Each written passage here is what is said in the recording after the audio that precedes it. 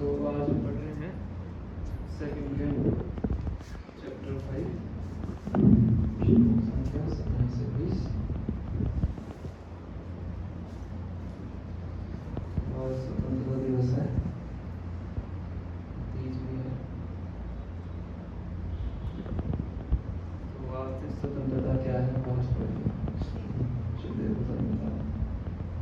Independence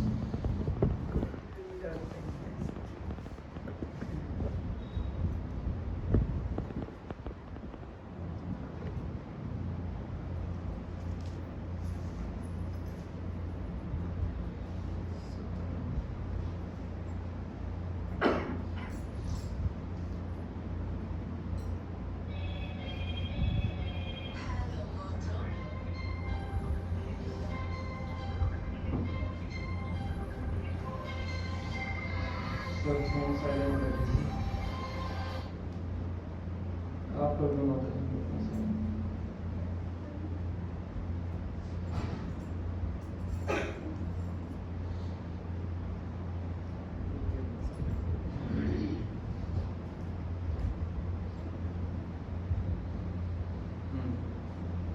तो प्रसंग चल रहा है हमारा चैप्टर के अंदर कि नारद मुनि ब्रह्मा जी से प्रश्न करते हैं कि मैं आपको सुप्रीम मानता था, पर मैं भी क्या देखता हूँ कि आप भी किसी के ध्यान में लगे रहते हैं।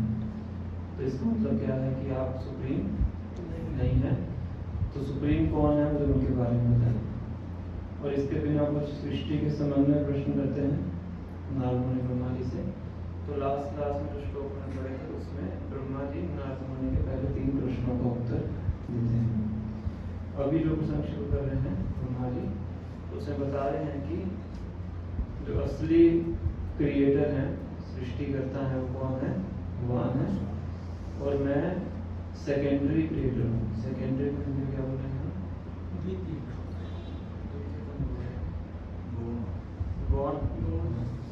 मैं कौन सृष्टा हूँ। तो एक अभी भी मैं सोचना कि मैं कौन हूँ? स्वतंत्र ईश्वर। ये ब्रह्मा जी नारद मुनि को बता रहे। सारा में थोड़ा सा क्रिएशन को बताने का प्रारंभ करते हैं कि कैसे प्रकृति के 3 गुणों से जो सृष्टि है उसकी शुरुआत होती है। तो 17वां नंबर श्लोक है, हम पहले रीडिंग कर लेते हैं 17-19, फिर हम चर्चा करेंगे मुख्य पॉइंट्स को ऊपर से बात करेंगे। उनके ही द्वारा मैं प्रेरित होकर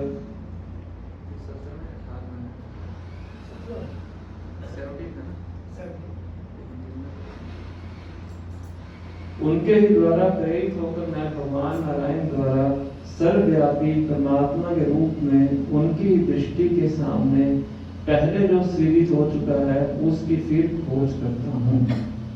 और मैं भी केवल उन्हीं के द्वारा सृजित हूँ। मेरी सृष्टि उन्होंने की है और जो सृष्टि कर चुके हैं उसी को मैं दोबारा बनाता हूँ।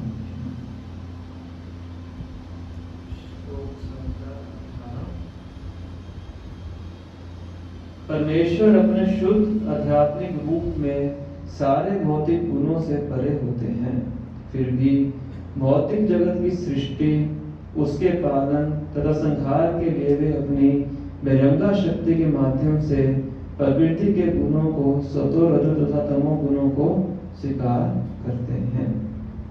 Creation, maintenance and destruction.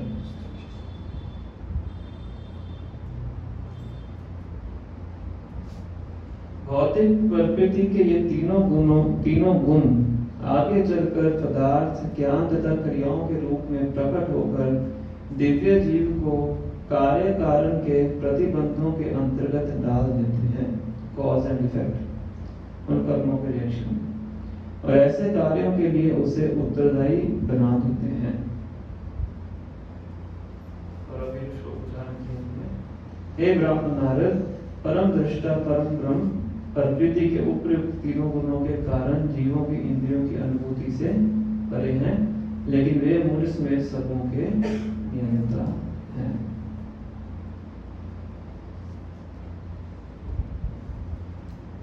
तो एक एक करके हम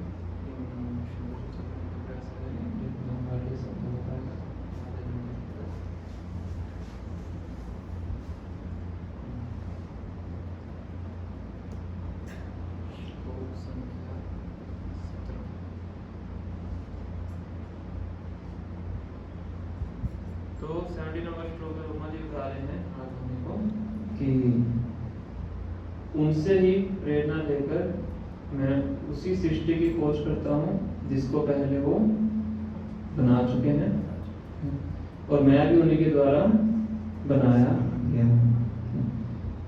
तो ब्रह्मा जी की ऑनेस्टी है, ईमानदारी है कि अपनी स्थिति को ईमानदारी से वो बता रहे हैं। जो वास्तविक गुरु को कैसा होना चाहिए ब्रह्मा जी बता रहे हैं। ब्रह्मा जी ने ये नहीं बोला कि नारद मुनि मुझे क्या मान रहे हैं, सुप्रीम मान रहे हैं, तो मैं भी अपने आप को क्या बता देता हूँ, मैं भी सुप्रीम, जैसा कि आज कलयुग के अंदर चल रहा है। गुरु यही कोशिश कर देते हैं कि मैं कौन हूँ, भगवान हूँ, तो फिर रासलीला भी करते हैं, फिर जेल में भी डालते हैं। तो बात जो बोलते हैं कि रासलीला नहीं हो, क्या है, रास का लीला है। रासलीला और क्या है, रास का लीला। भगवान क्या करते हैं, रासलीला, और जो ढोंगी गुरु क्या करते हैं, रास का लीला। तो ब्रह्मा जी यहाँ पे एक आदर्श गुरु की भूमिका क्या, गुरु है ही ब्रह्मा जी, हमारे संप्रदाय के भी फाउंडर आचार्य ब्रह्मा जी हैं। तो एक होती है इन्वेंशन और एक होती है डिस्कवरी। दोनों में क्या अंतर है? इन्वेंशन किसको बोलते हैं और डिस्कवरी किसको बोलते हैं? जो नया क्रिएट किया होता है वो इन्वेंशन, डिस्कवरी मतलब खोज की है, बस खोज की है। तो न्यूटन ने जो लॉ ऑफ ग्रेविटी बताया है वो डिस्कवरी है, इन्वेंशन है? डिस्कवरी। हम बोल देते हैं Newton's law of gravitation, Newton का लॉ नहीं है। किसका लॉ है? संकर्षण जी का लॉ है। संकर्षण मतलब गुरुत्वाकर्षण, जो ग्रेविटी है किनके कारण है? भगवान संकर्षण के कारण। तो न्यूटन ने केवल उसको डिस्कवर किया। सेब तो पहले भी नीचे ही आता था, ऐसा नहीं कि न्यूटन के ग्रेविटी के लॉ को डिस्कवर करने के बाद सेब नीचे गिरना शुरू हुआ है। तो ग्रेविटी पहले से थी, पर न्यूटन ने क्या किया, उसको डिस्कवर किया। ऐसे जिस ब्रह्मा जी यहाँ पे कह रहे हैं सृष्टि पहले किसने बनाई है? भगवान ने बनाई है। मैंने केवल उसको क्या किया है? डिस्कवर किया है, और थोड़ा बहुत उसमें ऊपर नीचे करके उसको स्ट्रक्चर्ड फॉर्म में लेके आया। और मेरी खुद की सृष्टि भी किसने की है? भगवान ने की। एक स्टेप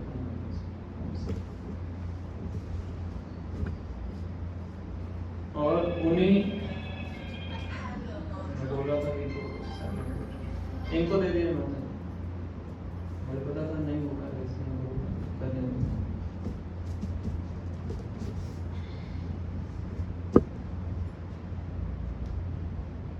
तो ब्रह्मा जी कह रहे हैं कि उन्हीं से प्रेरणा लेके मैं ये सेकेंडरी क्रिएशन करना प्रारंभ करता हूँ। इसको होता है विसर्ग। पहली बात तो मुझे भी उन्होंने बनाया है, पूरी सृष्टि को भी उन्होंने बनाया है, और उन्हीं से प्रेरणा लेके, उन्हीं से शक्ति लेके मैं क्या कर रहा हूँ, बचा हुआ कार्य अपना वो कर रहा हूँ। मतलब पूरी तरह से मैं उनके ऊपर डिपेंडेंट हूँ। मेरी खुद की कोई स्वतंत्र योग्यता नहीं है। प्रभुपाद तात्पर्य बहुत अच्छा बताते हैं, This ability is awarded by the Lord according to one's willingness to render service to His Lord. तो ये जो क्षमता है कुछ करने की या भगवान की सेवा करने की, ये क्षमता भी भगवान के द्वारा ही एक भक्त को प्रदान की जाती है। किस आधार पे?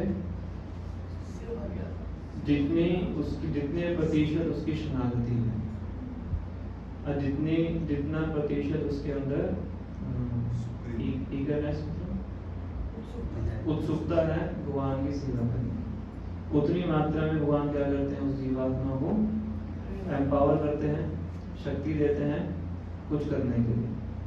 उसके बाद जीवात्मा कुछ कर सकता है।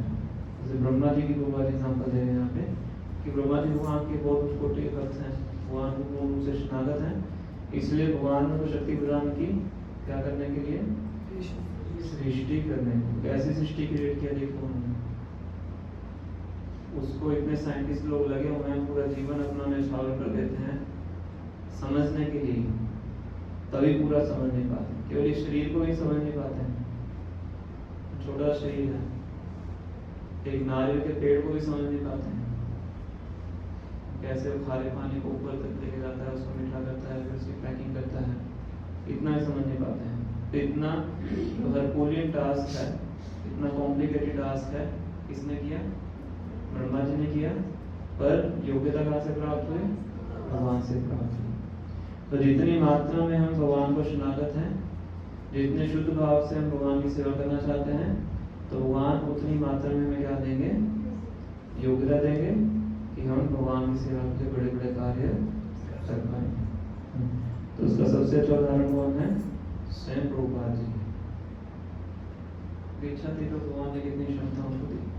प्रभुपाद जी कहते थे कि मैं कोई साइंटिस्ट नहीं हूँ, मैं कोई बड़ा डॉक्टर नहीं हूँ, पर हम बड़े बड़े साइंटिस्ट लोगों को चैलेंज कर देते हैं और हमें हरा नहीं पाते शास्त्रार्थ के अंदर।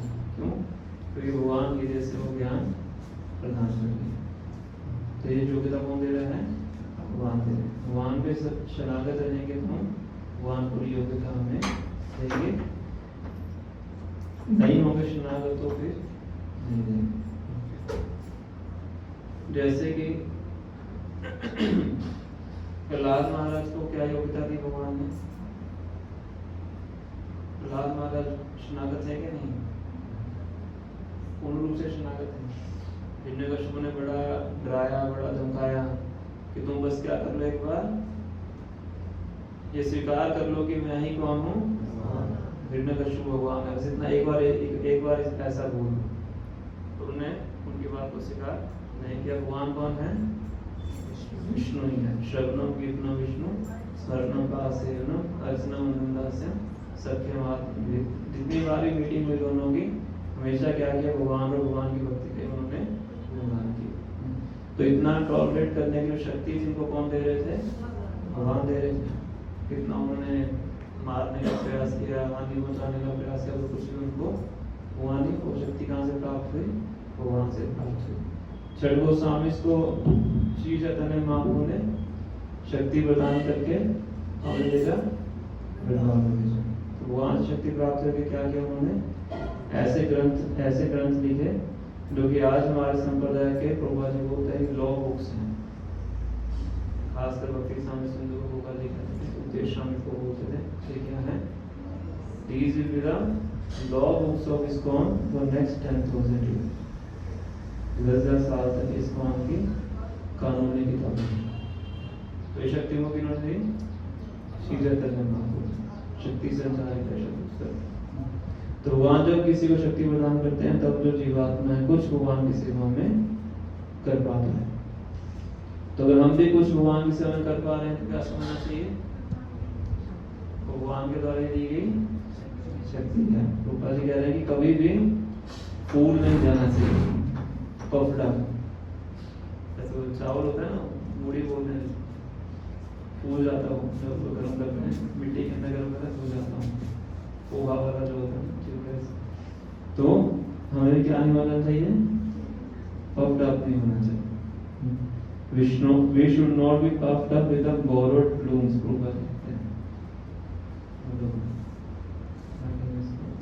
उधार दी गई क्षमता से हमें कभी भी भूलना नहीं चाहिए। ये प्रभुपाद उस प्रसंग में बताते हैं जब अर्जुन द्वारका में जाते हैं, भगवान पर स्नान कर जाते हैं अपने धाम को, और भगवान की रानियों को लेके वो हसीना बुला रहे होते हैं। तो रास्ते में कुछ गिडरी आते हैं, अर्जुन को हरा देते हैं वो सारी रानियों को लेके चले जाते हैं। बेसिकली भगवान कृष्ण ही होते हैं जो गडरिया बन के आते हैं। तो अर्जुन इतने हैरान हो जाते हैं कि मेरे पास वही गांडीव था जो जिस गांडीव से मैंने कुरुक्षेत्र युद्ध में भीष्मदेव को, द्रोणाचार्य को, जयद्रथ को, कितने बड़े बड़े मैंने सेनापतियों को मैंने हराया था, और आज इस गांडीव से मैं कुछ गडरिये जो भेड़ बकरी चलाने वाले थे उनको भी मैं हरा नहीं पाया। तो ऐसा लेमेंट करते हैं युधिष्ठिर के पास। तो प्रभुपाद जी लिखते हैं कि जब सेवा करने के लिए शक्ति की आवश्यकता होती है तो भगवान शक्ति प्रदान कर देते हैं, तो जब उस शक्ति की आवश्यकता नहीं है तो वापस कर देते हैं।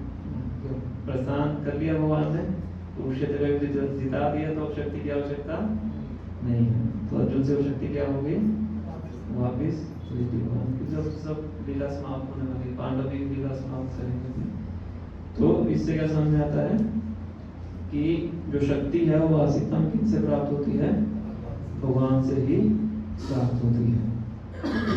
तो सेवा करने के लिए भी हमें भगवान से प्रार्थना करनी चाहिए। सेवा शुरू करने से पहले भगवान से प्रार्थना करके सेवा को प्रारंभ करना चाहिए कि सेवा करने की योग्यता कौन देंगे, भगवान देंगे।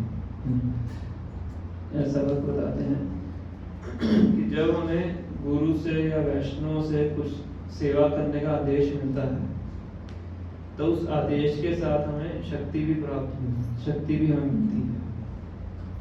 With instruction comes the power। Instruction के साथ क्या मिलता है, शक्ति भी मिलती है। इसलिए जो इंस्ट्रक्शंस हैं वही क्या है, उनकी कृपा है।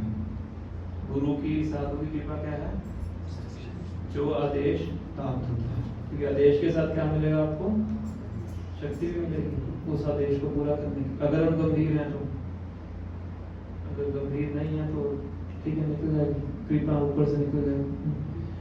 भक्ति सिद्धांत महाराज ने अपने बाकी शिष्यों को भी आदेश दिया था प्रचार करने के लिए।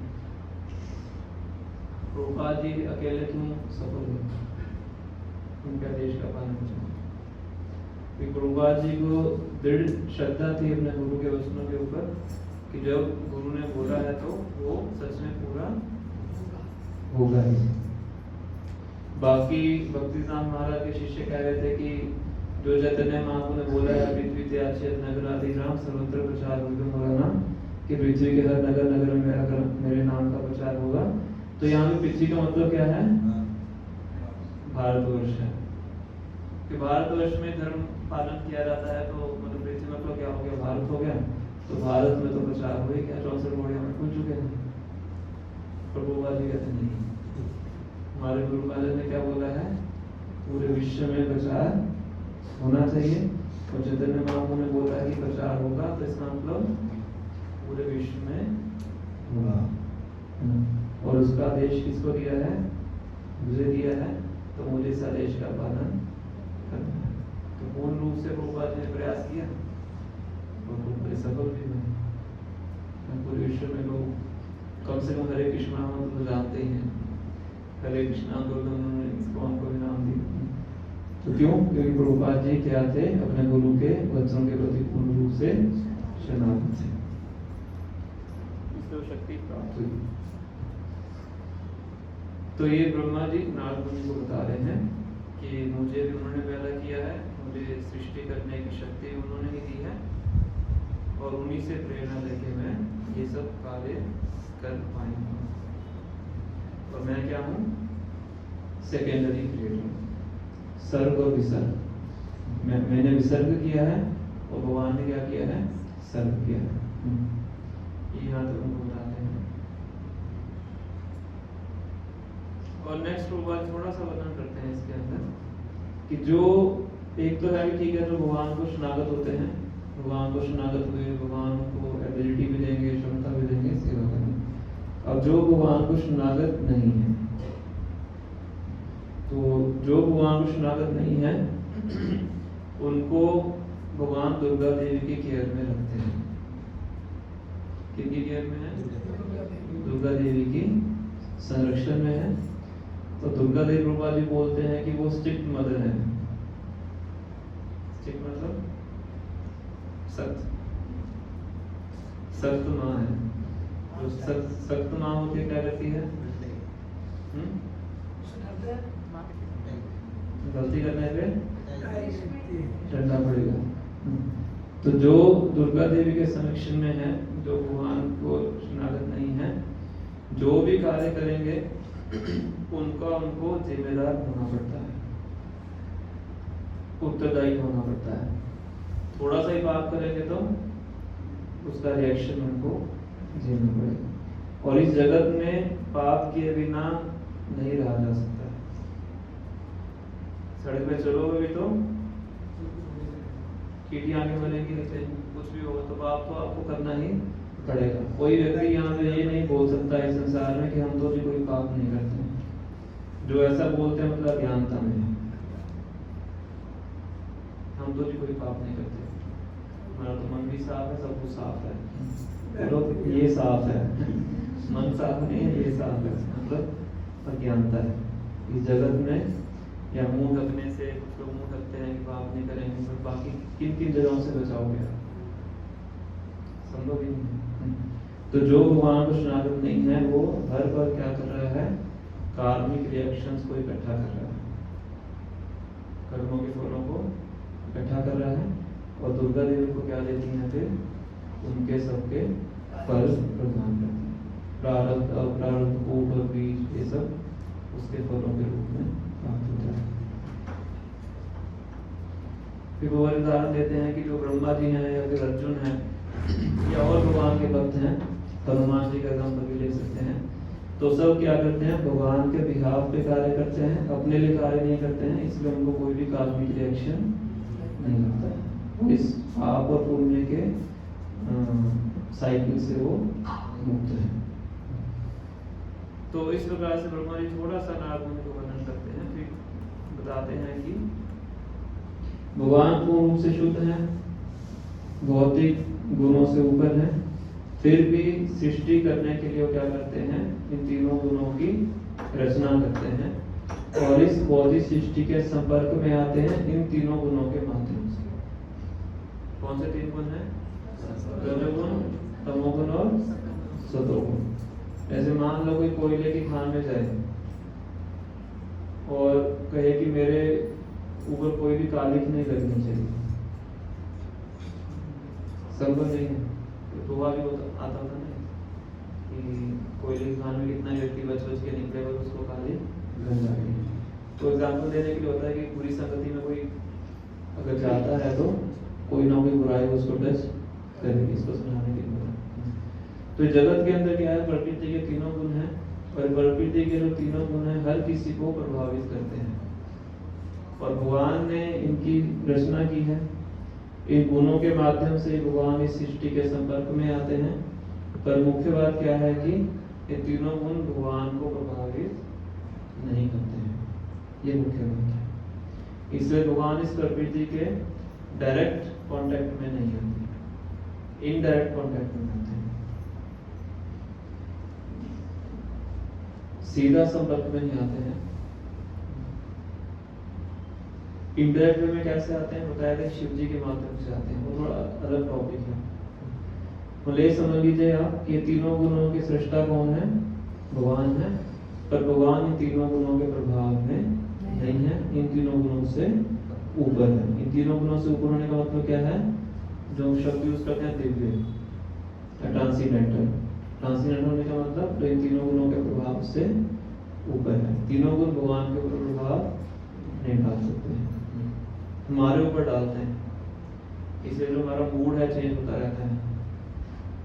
आज रोज का मूड सही नहीं चल रहा है, आज माता जी का मूड सही नहीं चल रहा है, मतलब कि रोजागुण तो उनसे प्रभावित है। आज मूड सही है मतलब सतोगुण से प्रभावित है। तो हमारा मूड चेंज होता है इसलिए तीनों गुणों के प्रभाव से। भगवान में ऐसा नहीं, आज भगवान का मूड अच्छा है, भगवान का मूड हमेशा ही अच्छा है क्योंकि उनके ऊपर तीनों गुणों का प्रभाव नहीं है। फिर आगे 19वें श्लोक में बता रहे हैं। अब प्रश्न उठता है कि जो जीवात्मा है, हम सब हैं, तो हम भी भगवान के अंश हैं। भगवान सच्चिदानंद है तो हम भी सच्चिदानंद है कि भगवान के अंश हैं, तो भगवान की क्वालिटीज हमारे अंदर भी हैं। तो अगर भगवान प्रकृति के तीनों गुणों से परे हैं तो हमें भी प्रकृति के तीनों गुणों से परे होना चाहिए, ठीक है। भगवान की शक्ति है ना, अंतरंगा शक्ति, बहिरंगा शक्ति और प्रत्यक्षा शक्ति। हम प्रत्यक्षा शक्ति है, भगवान की शक्ति है, भगवान की क्वालिटीज हमारे अंदर है। तो फिर क्यों ये प्रकृति के जो तीन गुण है हमें प्रभावित करते हैं? क्यों एक जीवात्मा उन तीनों गुणों के जाल के अंदर आके फंस जाती है? इसका उत्तर फर्स्ट कैंटो में स्वयं व्यास से इसके बारे में बताते हैं। बड़ा अच्छा श्लोक है, इसको उच्चारण करेंगे, आंसर देते हैं इसका।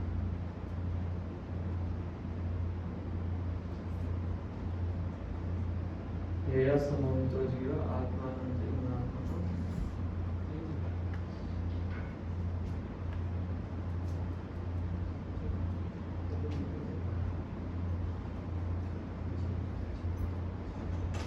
मेरे भी सुझाव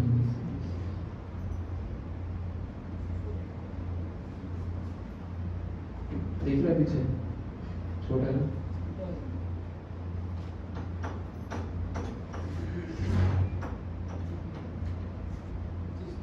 तो दोबारा फोन पे बात करने पीछे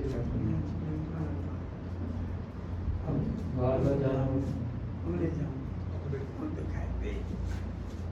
मेरे पीछे उच्चारण कीजिए। यया सम्मोहितो जीवा आत्मानं त्रिगुणात्मकम् करोऽपि मनते नर्थम् तत्कृतं च विपद्यते।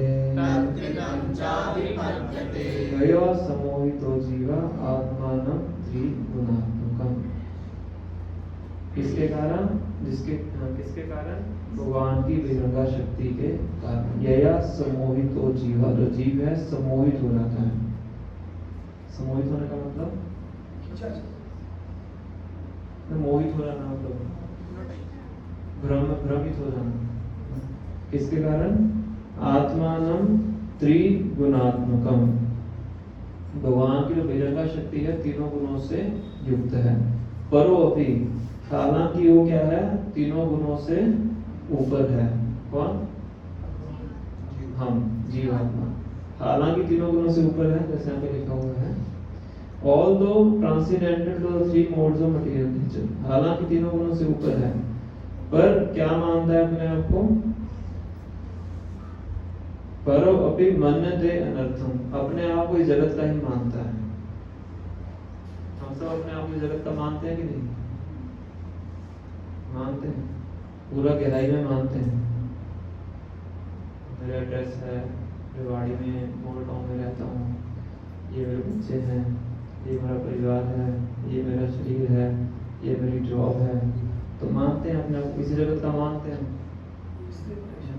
परो अपि, हालांकि ऊपर है, फिर कैसे? मन्यते अनर्थम, मानते क्या है?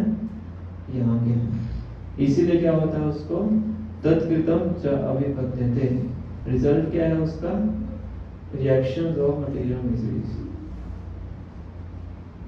Thus he undergoes the reactions of material। हालांकि वो तीनों गुणों से ऊपर है, पर क्योंकि अपने आप को आइडेंटिफाई करता है इस भौतिक जगत के साथ, तो तीनों गुणों के अंतर्गत वो आ जाता है। और रिजल्ट क्या है? Reactions of material miseries. इसलिए पंजाबी में बोलते हैं जो गुरु नानक देव ने, नानक दुखिया सब संसार। सारा संसार क्या है? दुखी है। दुखों की वैरायटी अलग है। कॉमन फैक्टर क्या है? दुख। किस कारण से है? क्योंकि अपने आप को हम इस जगत से आइडेंटिफाई करते हैं। जब ये आइडेंटिफिकेशन खत्म हो जाएगी, अपने आप को कैसे आइडेंटिफाई करेंगे? मैं किसका सर्वेंट हूँ? जीवेर नित्य, जीवेर स्वरूप है कृष्ण नित्य। तब प्रकृति के तीनों गुणों से वो ऊपर उठ सकता है।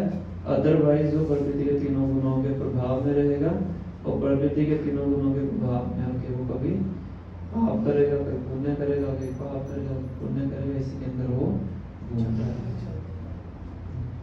पाप और पुण्य दोनों ही क्या है? दोनों ही दुख के कारण है। यही भला यही मन सकले मन इस संसार में अगर आप बोलो ये अच्छा है बुरा है, दोनों ही क्या है? मन का भ्रम है, दोनों ही बुरे हैं। चाहे पाप हो चाहे पुण्य हो, अगला शरीर आपको लेना पड़ेगा। जन्म मृत्यु बुढ़ापा बीमारी दोनों परिस्थिति में आपको सहन करना पड़ता है। तो ये ब्रह्मा जी नारद मुनि को बता रहे हैं कि तीनों गुणों की सृष्टि भगवान करते हैं। तो जीव आत्मा जो कि तीनों गुणों से परे है, वो भी क्या हो जाता है? तीनों गुणों के प्रभाव लाके यहाँ पे फंस जाता है। और एक बार फंस गया तो फिर निकलना बहुत कठिन है।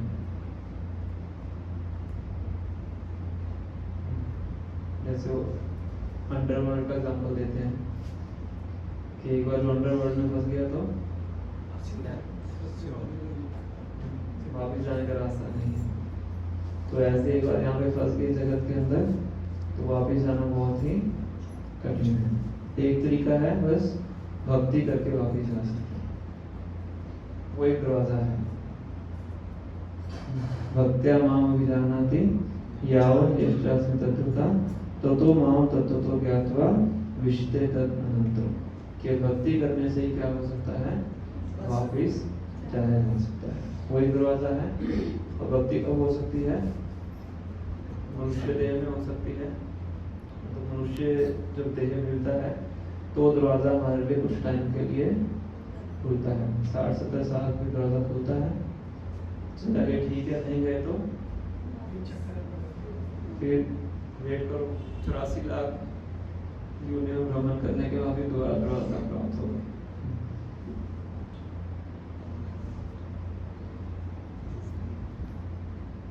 ठीक है, तो आगे बीमारी बताते हैं कि पर जो नारायण है, जो भगवान विष्णु है, वो इन तीनों गुणों से ऊपर है और हर किसी के नियंता है। अगर श्लोक को पढ़े, इस श्लोक में उन्होंने उच्चारण किया है, ब्रह्मा जी बड़ा बल दे के बोल रहे हैं। सदक्षिण गति ब्रह्मन, हे ब्राह्मण मेरी बात को सुनो, मतलब नारद मुनि को कह रहे हैं। सर्वेशाम मम च ईश्वर, सबके ईश्वर और मेरे भी ईश्वर हैं। मम च मतलब मेरे भी ईश्वर है, तो मुझे भी स्वतंत्र मत मानो, बार बार कह रहे हैं। और तीनों गुणों से ऊपर है। यहाँ पे भगवान के शब्द यूज किया गया है अदोक्षज। अदोक्षज शब्द का अर्थ होता है कि जो हमारी भौतिक इंद्रियों से परे है। तो भगवान को हम अपनी भौतिक इंद्रियों से समझ नहीं सकते हैं, जान नहीं सकते हैं। तो जब तक हम प्रकृति के तीनों गुणों से ऊपर नहीं उठेंगे तब तक हम भगवान को जान नहीं सकते हैं, क्योंकि वो क्या है? अदोक्षज है। अब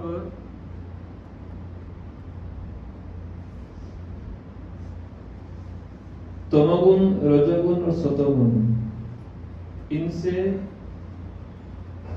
कैसे ऊपर उठा जाए? तमोगुण क्या है? तमोगुण से ऊपर उठने का मतलब क्या है? तमोगुण का मतलब है पशुवत जीवन।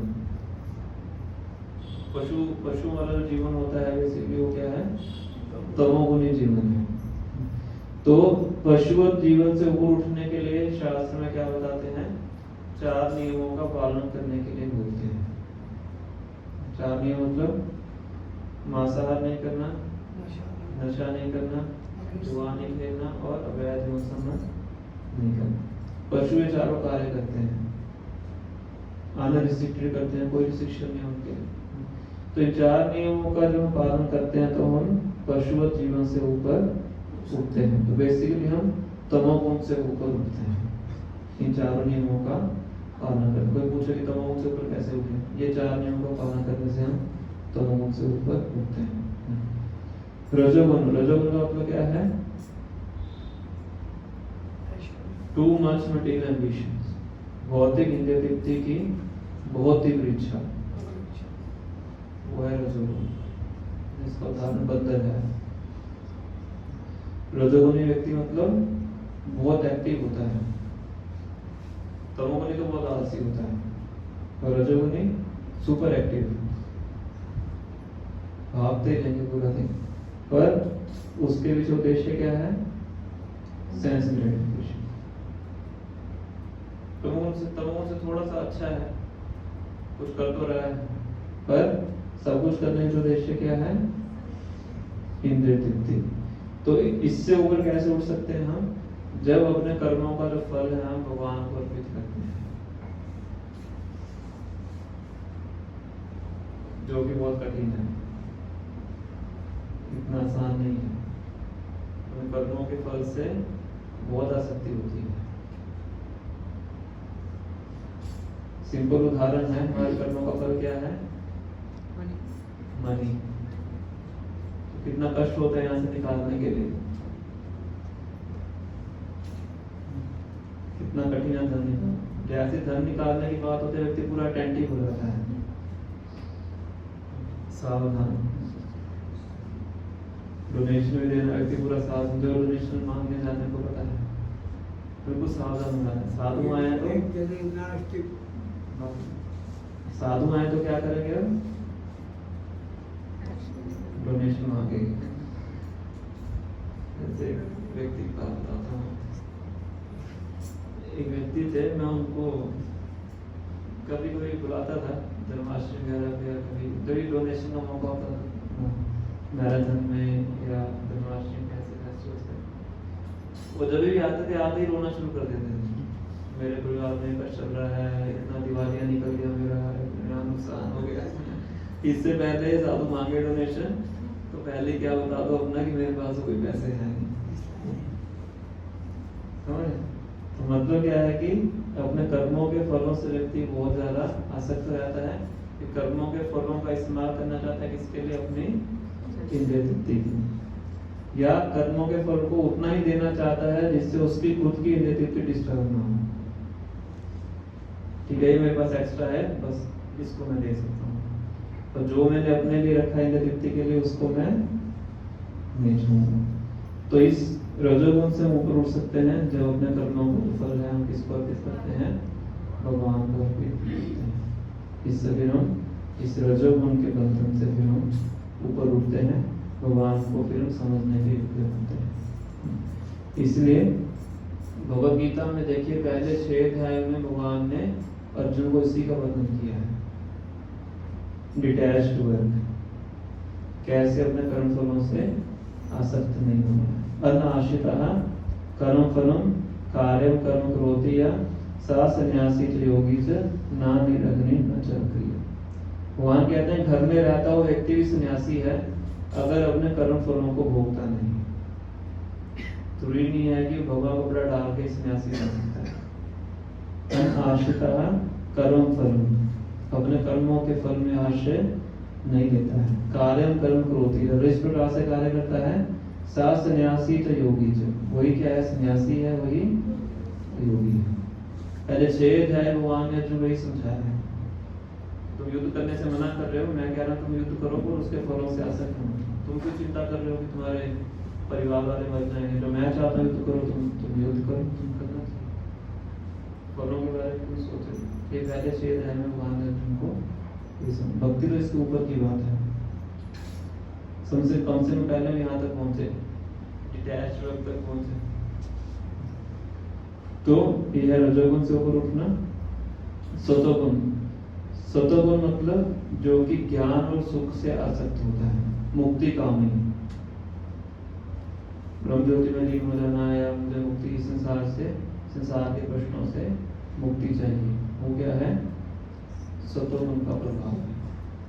इससे व्यक्ति ऊपर उठ सकता है जब भगवान को शरणागत होता है और भगवान की सेवा करने का इच्छुक होता है। इससे वो सतोगुण के बंधन से ऊपर उठ सकता है।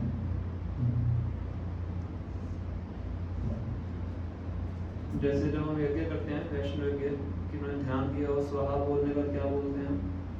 एकदम एकदम ये मेरा नहीं है। क्या लाइन क्या बोलते हैं? इदम कृष्णाय इदम नमः। तो नमः मतलब नमस्कार वाला नमः नहीं है, इदम कृष्णाय, ये किसका है? कृष्ण का है। इदम कृष्ण इदम न मम, मेरा नहीं है। नमः मतलब नमस्कार वाला नमः नहीं है। इदम कृष्ण है जो आहुति लाते हैं और स्वाहा, उसके बाद पुजारी लाइन बोलते हैं इदम कृष्ण है कि जो मैं अर्पित कर रहा हूँ किसका है? कृष्ण के लिए। इदम ना मम, मेरा नहीं है। गोपा जी कहते हैं, कोई व्यक्ति बोले कि मैंने परित्याग कर दिया, तो गोपा जी कहते हैं तुम्हारा था ही क्या जो आपने परित्याग किया? मैंने इसको क्या कर दिया? त्याग कर दिया। मैंने इतना धन भगवान के लिए त्याग कर दिया। तो मतलब उसको अपना मानता था, तभी तो कह रहा है कि त्याग कर दिया।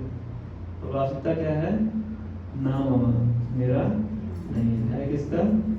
इदम कृष्ण, ये भगवान का ही है, मेरा नहीं है।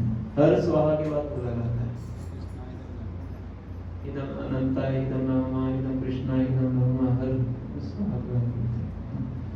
तो जो व्यक्ति इस चीज को समझ आता है तो रजोगुण, तमोगुण, सतोगुण से वो ऊपर उठ सकता है, फिर भगवान को समझने का वो योग्य बनता है। अदरवाइज भगवान क्या है? अधोक्षज है, हमारी भौतिक इंद्रियों से परे है। तो शास्त्र में बहुत से उदाहरण है।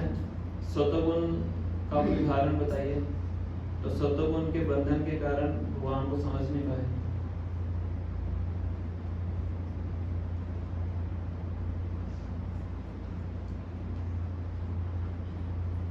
सोचिए, कृष्ण जी को ब्रह्मा जी नहीं समझ पाए, ब्राह्मण इंद्र नहीं समझ पाए, ब्राह्मण थे यागी ब्राह्मण वो समझ नहीं पाए। उनकी पत्नी समझ गई थी, वो नहीं समझ पाए। यागी ब्राह्मण थे, उनका पूरी कथा आती है दसवें स्कंद के अंदर। वो बड़ा यज्ञ कर रहे थे, तो वो नहीं समझ पाए कृष्ण बलराम को। उनकी पत्नियां जो अनपढ़ थी वो समझ जाती हैं, शरणागत हो जाती हैं, कृष्ण देव को प्राप्त करते हैं। ब्रह्मा जी समझ पाए तो कुछ टाइम के लिए मोहित हो गए भगवान की अनुकंपा शक्ति से। ऋषि महाराज जी भगवान के भक्त थे, पर वो सतोगुण से थोड़ा सा आसक्ति थी, झूठ बोल रहे हैं तो केस आता है, पर अल्टीमेटली तो भगवान के भक्त थे। तो ब्राह्मणों का बहुत अच्छा उदाहरण है, भगवान को देखते हुए समझ नहीं पाए। सारूण भट्टाचार्य का उदाहरण आता है। सारूण भट्टाचार्य चैतन्य महाप्रभु को उठा के लेके आते हैं जगन्नाथ मंदिर से, अपने घर लेके आते हैं, तभी भी नहीं समझ पाते कि ये भगवान है। चर्चा होती है उनकी आपस में गोपीनाथ आचार्य के साथ, वो तर्क भी देते हैं कि ये भगवान है, नहीं समझ पाते। क्यों? क्योंकि सतोगुण से आसक्त है, निराकार ब्रह्म के उपासक है। फिर बाद में जब भगवान उनको अपना छड़भुज रूप दिखाते हैं, कृपा करते हैं, तब जाके समझ पाते हैं, अदरवाइज नहीं समझ पाए। जगाई और मदाई तमोगुण से प्रभावित है, नित्यानंद को समझ नहीं पाए, उनके ऊपर ही वार कर देते हैं। और रजोगुण का मथुरा के जो धोबी थे, कृष्ण बलराम आते हैं, उनसे कपड़े मांगते हैं, और वो क्या कहते हैं? कंस के लिए कपड़े सारे कंस के लिए हैं, फिर मैं कंस का सेवक हूँ। कंस को कपड़े दूंगा तो मुझे धन प्राप्त होगा, आप ग्वालों को दूंगा तो मुझे क्या प्राप्त होगा? भगवान उसी टाइम उसका एनकाउंटर कर देंगे, हाथ से ही गर्दन काट देंगे। उनके पुराना संबंध था धोबी के साथ, ये रामलीला वाले धोबी था जो सीता माता को बोलते हैं। तो इस प्रकार से जो उन्होंने समझा कि जब हम प्रकृति के तीनों गुणों से ऊपर उठेंगे तब जाके हम भगवान को समझ सकते हैं, जो कि अधोक्षज हैं, तीनों गुणों से परे हैं। इसलिए भक्ति करके हम इन तीनों गुणों से ऊपर उठते हैं। इसलिए भगवान 18 चैप्टर में बोलते हैं, भक्त्या माम अभिजानाति, केवल भक्ति से ही मुझे जाना जा सकता है, कर्म से नहीं, योग से नहीं, ज्ञान से। भक्ति ये प्रक्रिया है जिससे भगवान को हम समझ सकते हैं। तो यही हम स्टॉप करेंगे, किसी का कोई प्रश्न है तो पूछ सकते हैं।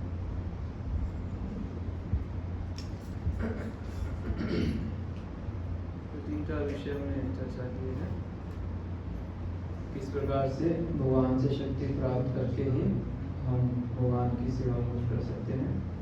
सृष्टि करने वाले भगवान है, ब्रह्मा जी के सृष्टि करने वाले भगवान है, भगवान प्रकृति के तीनों गुणों से परे हैं, जीवात्मा भी प्रकृति के तीनों गुणों से परे है, पर भौतिक जगत से अपना संबंध समझने के कारण प्रकृति के तीनों गुणों के अंतर्गत आ जाता है, और लास्ट में इन तीनों गुणों से ऊपर उठ के हम भगवान को समझ सकते हैं। तो कुछ विषय पर चर्चा किया है। तो मुझे यहाँ पे कंटिन्यूअसली ये नारायण क्यों बताया जा रहा है? क्योंकि ब्रह्मा जी के जो आराध्य है वो नारायण ही है, गर्भोदक्ष विष्णु।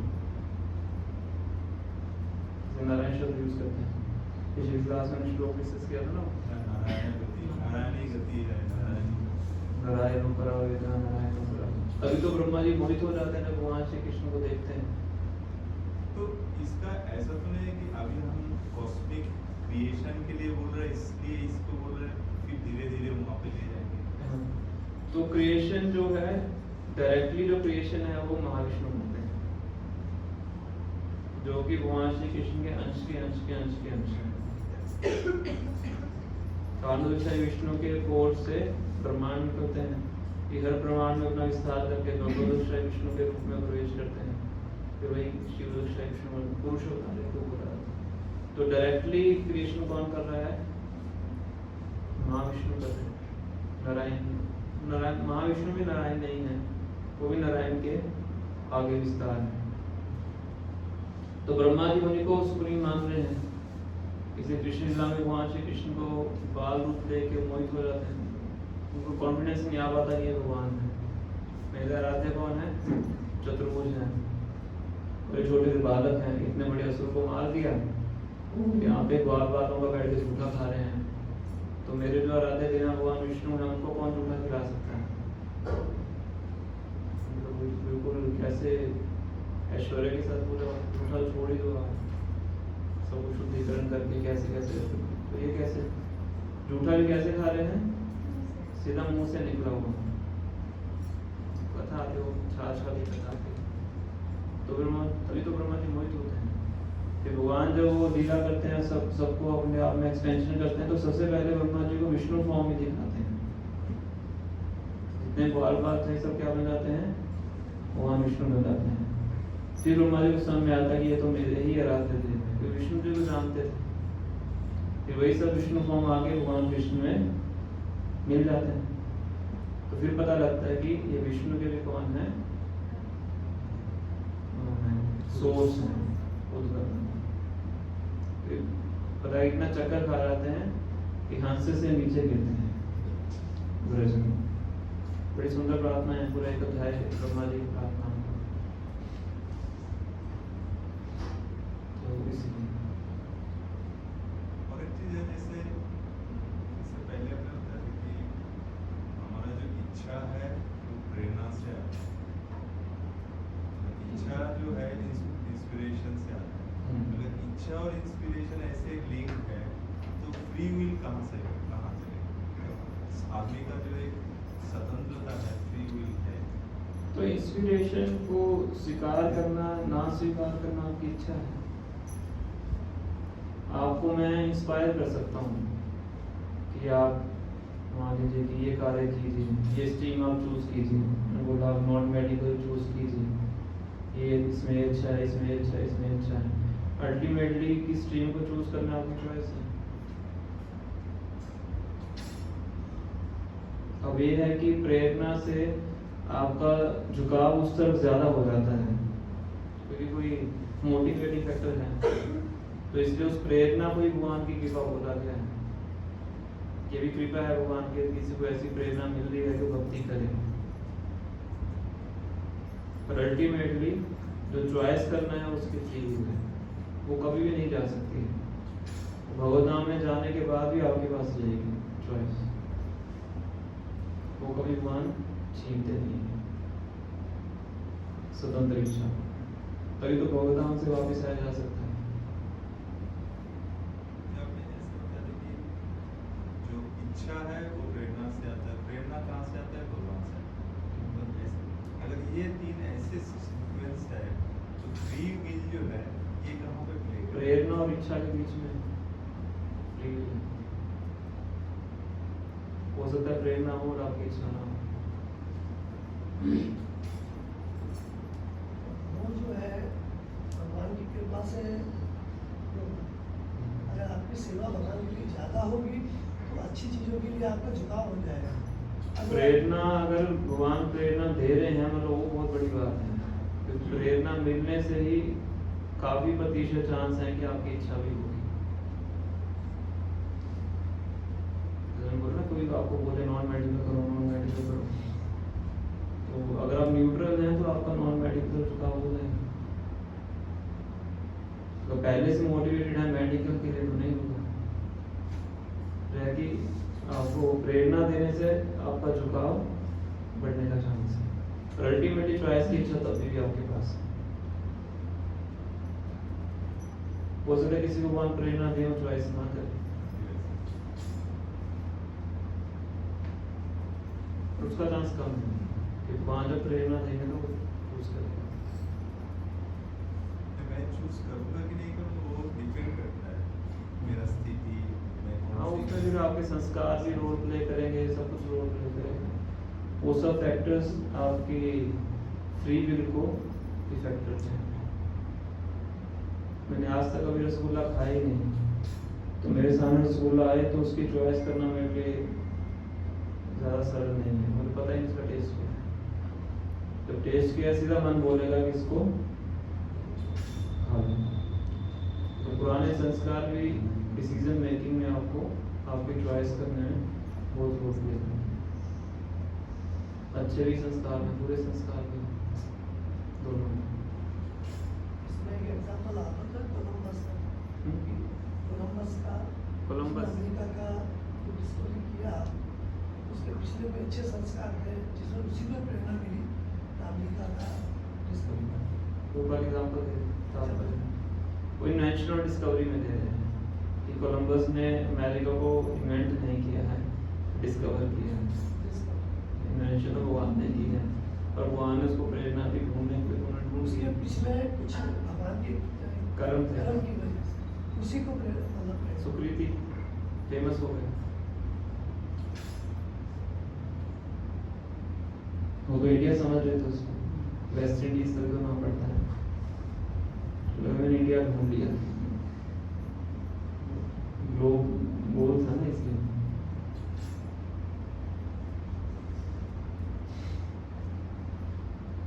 ये जो 17th श्लोक है उसका तात्पर्य में बहुत कुछ सीखने को उससे मालूम पड़ता है कि अगर आप भक्ति अच्छी कर रहे हो तो भगवान की कृपा रहेगी तो आपको अच्छी प्रेरणा मिलती रहेगी। उसमें वही हमने डिस्कस किया है। This ability is also awarded by the Lord according to one's willingness to render service and glory. योग्यता, क्षमता भगवान के द्वारा ही प्रदान की जाती है, जितना प्रतिशत हम भगवान की सेवा करने के लिए उत्सुक है, बहुत गहरी बात है। भगवान और क्षमता देते हैं। उत्सुकता भी तो फ्री विल ही है ना। फ्री विल है, मेरी इच्छा है मैं भगवान की सेवा करना चाहता हूँ, भगवान क्षमता दे देंगे आपको। ये बताना चाहता हूँ।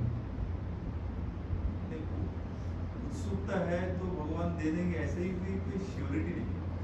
मतलब मेरे अंदर उत्सुकता है क्लास में फर्स्ट आना, मैं फर्स्ट आ जाऊंगा ऐसा कोई श्योरिटी नहीं। वो भौतिक जगत में है, ये आध्यात्मिक जगत है।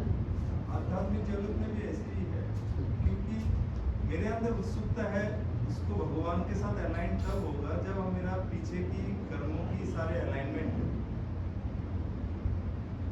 ऐसा नहीं है, उसमें फिर और बहुत चीजें आ रही हैं जो भक्ति कर्मों से परे है। मैं उत्सुकता दिखाऊंगा तो तुरंत वो अलाइन हो जाएगा, ऐसा ही। तो बाकी सारी चीज कैसे काम कर रहा है? मैं उत्सुकता दिखाया, सब कुछ हो गया, तो बाकी सारी चीज तो न्यूट्रल हो गया। मैंने उत्सुकता दिखाया कुछ करने का, भक्ति की में या आध्यात्मिक, और सब कुछ उसी में ही फॉल कर गया, तो बाकी सारे जो इफेक्ट है वो सारे तो फिर काम ही नहीं कर रहा है। सपोज सतोगुण तमोगुण रजोगुण जो हमने बताया, मैं तमोगुण में हूँ लेकिन मैं उत्सुकता दिखा रहा हूँ, तो ये अलाइन हो जाएगा। हाँ तो धीरे धीरे तम गुण से ऊपर उठ जाएगा। हाँ, तो धीरे धीरे दैट मीन्स वो विलिंगनेस रहना चाहिए, मेंटेन होना तो चाहिए। वही तो It's a बताया process. कि वो एबिलिटी भगवान देंगे आपको, जब आप अपना विलिंगनेस दिखाओगे तो क्षमता भगवान आपको प्रदान करेंगे, अपना उनसे ऊपर उठ जाओगे। 40 चैप्टर में भगवान ये तो बोल रहे हैं, माम जो अव्यभिचारे ना भक्ति योग से हमते सा गुणान समझते था, तो तीनों गुणों से ऊपर उठ जाएगा। जो मेरी भक्ति में लगेगा तीनों गुणों से ऊपर उठ जाएगा। तो वो तीनों गुणों से ऊपर उठने की जो क्षमता है भगवान देते हैं, उसकी विलिंगनेस को देखते हैं। तो साधना भक्ति कर रहे हैं, भगवान को अपनी विलिंगनेस को दिखा रहे हैं। साधना भक्ति करके हम क्या दिखाना चाहते हैं? ऐसा नहीं है कि मतलब all on a sudden. It's a continuous process. हाँ तो भगवान उतनी जितनी मात्रा में आप विलिंगनेस दिखा रहे हैं उतनी मात्रा में एबिलिटी मिलती है। अब भगवान ने दिखा ना अकॉर्डिंग टू वंस विलिंगनेस, ज्यादा विलिंगनेस है तो जल्दी हो जाएगा। पर ध्रुव महाराज ने 6 महीने ही भगवान 6 महीने में भगवान को प्राप्त कर लिया, हमें 6 साल तो होने वाले हैं। तो अंतर क्या है?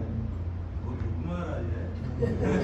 तो उनकी तीव्रता थी, वही उत्सुकता, उनकी तीव्रता थी, उनकी तीव्रता में हमारी तीव्रता में अंतर है। तो जितनी उनकी तीव्रता थी उतने प्रोपोर्शन में उनको भगवान का रेसिप्रोकेशन मिला। जितनी तीव्रता हमारी है उतने प्रोपोर्शन में हमें मिल रहा है, उसी अनुपात में आप उसी अनुपात में मिल रहा है। सिंपल है। अगर उनसे ज्यादा ईगरनेस दिखाते हैं, उनसे ज्यादा विलिंगनेस दिखाते हैं, उनसे ज्यादा ही मिल जाएगा। दूसरे कम समय में भी हम भक्ति तो हमारे ऊपर है, इसलिए भक्ति हमारे ऊपर निर्भर करती है। साधना भक्ति हम करते हैं भगवान की कृपा को आकर्षित करने, और कितनी कृपा आकर्षित करेंगे वो हमारे प्रयासों पर निर्भर करता है। इसलिए भक्ति में प्रयास मैटर करता है, फल मैटर नहीं करता है।